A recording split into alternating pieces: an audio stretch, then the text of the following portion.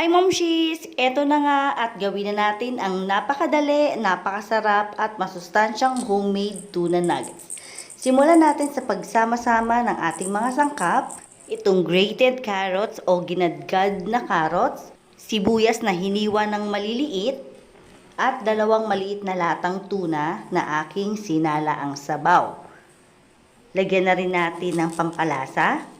Nilagyan ko ng pinong paminta, konting asin, at seasoning granules. Kung ano yung favorite nyo, kahit anong klase yan, pwedeng pwede. At syempre, lalagyan din natin ng 2 itlog para malasa.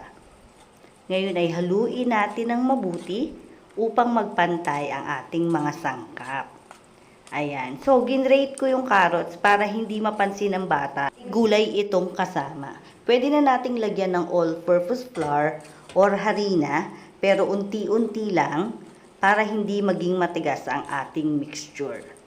Haluin lang natin uling mabuti at pwede uli nating lagyan hanggat hindi pa ito nagiging firm. Dapat ito ay hindi na sobrang lambot. Ayan, kapag ganito na ang ating mixture, ayan, nahalo na itong mabuti at medyo firm na, kailangan na natin ng breadcrumbs. Ayan. Pwede tayong gumamit ng kutsara o kahit ano para masukat natin ang ating mga gagawing nuggets. Ayan. Pagkasukat natin, pwede na nating i-cover ng breadcrumbs. At pwede nating ihugis ito ayon sa gusto natin. Pwedeng bilog, square, parehaba. Ayan.